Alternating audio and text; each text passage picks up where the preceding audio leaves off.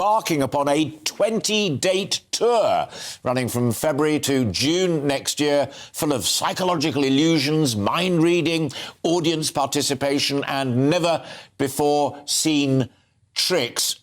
Richard, strikes me reading all of this that you are not a card up the sleeve or a rabbit in a hat magician. It's much more psychological, almost intellectual stuff that you do. Yeah, well, thank you so much for having me on. First of all, I really appreciate it. Good to join you this afternoon. Yeah, so what I try to do, I spent 12 years in the Army. So what I try to do is combine some of the specialist training and the skills that I've picked up in my time in the Army and the stories that I've picked up as well.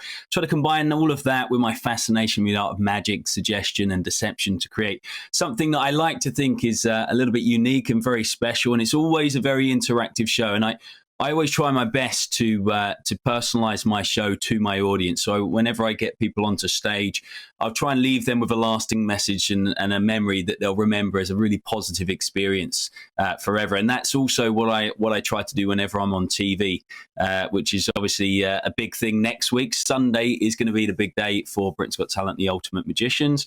And then, and that's going to be a big day, and but then after that, my focus is going to be on putting together a brand new show for 2023 and getting around. And basically, it's my job to thank everyone in the UK for helping me get to where I am now, for voting for me in 2016.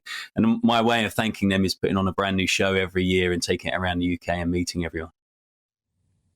It's fascinating. Does it make your friends and family slightly cautious about what they think about when they're in your company? I'm sitting here on the other side of the camera thinking, I've got to be careful now.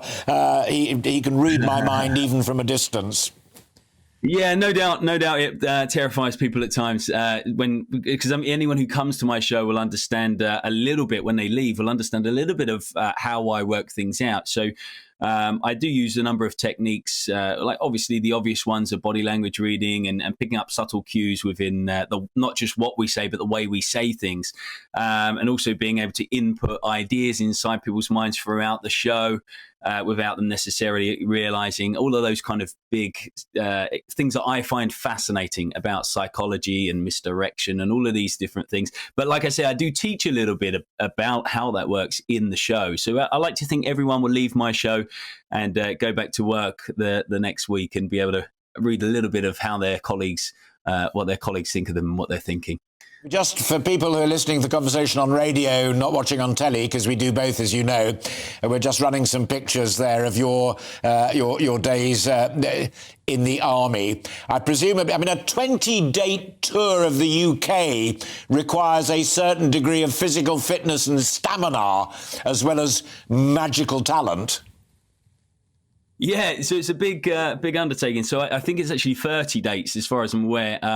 So it's going to be, we've already had a few dates this year. We always, the year before, do a few dates spread around and that's our chance to obviously put on a show. But we're always kind of adapting and changing things as we go because my show is so audience interactive, it's very difficult you can make a plan, but just like anything in life, once you get into the process of doing whatever it is you've planned, things happen that you don't predict, you don't really think are going to happen, and you have to change little bits as you go. So, but the show, we've done it, we've road tested it now, it's all ready to go.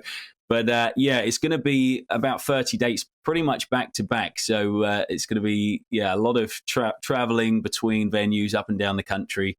But I always try my best to make sure that after each show, I'll always try to go to the foyer and kind of thank people and say bye, and we have some photos with everyone who comes to the show, because it means a lot to me that people that get their family together to come out and spend a night seeing what I have. So I feel like there's a lot of pressure and a lot of importance that I put on making sure that I give them an experience that I really appreciate. So but it is tiring after back-to-back shows, but you know what, I love it. Even though it doesn't matter how tired I am, the moment I get on stage and I see the smiling faces of the lovely people in the audience, I get such an adrenaline rush from that.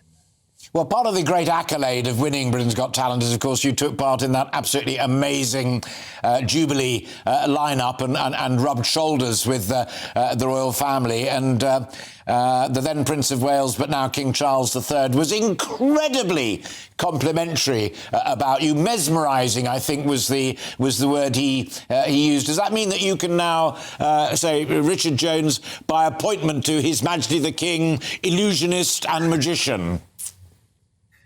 Yeah, you know what? So something that that not a lot of people know is our king is actually secretly a member of the Magic Circle. So he did do an audition many years ago, way before I was a member of the Magic Circle. And there's a big iconic photograph of him on his audition day doing a very famous piece of magic, the cups and balls, where you have 3 cups and a ball and you kind of mix them around. And I've never met anyone who was at that audition, so I've got no proof as to how good he was, but he did pass the audition. But I assume even if he was terrible, he'd probably still would have passed that audition. Who knows? I don't know.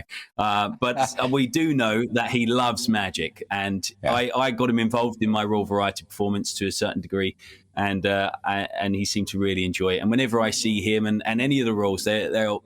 I mean, that's the other thing. It doesn't matter. It doesn't matter how good I am. They'll probably always be complimentary, no doubt. But I like to think it's genuine whenever I see the royals, and they're always such great crowds. And I've been lucky to perform for them for many years, not just as a magician, but obviously as part of the army as well. I've done Troop in the Colour many times, and all of the big parades supporting the royals and the big British occasions that we celebrate.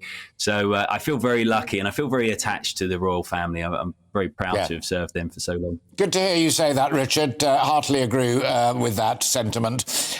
Congratulations on all that you've done up to now. Good luck with the Stephen show that's coming out a little bit later on, and most importantly, good luck with the tour. Hope it's an absolute success. So there you have it. Richard Jones, Google it, and all of the details are up on his website, and do pop and see him and see whether you agree with the King. It's always very dangerous when there's a squaddy around to disagree with the King. I suggest that you don't. Richard, great to meet you. Thank you very much indeed for your time.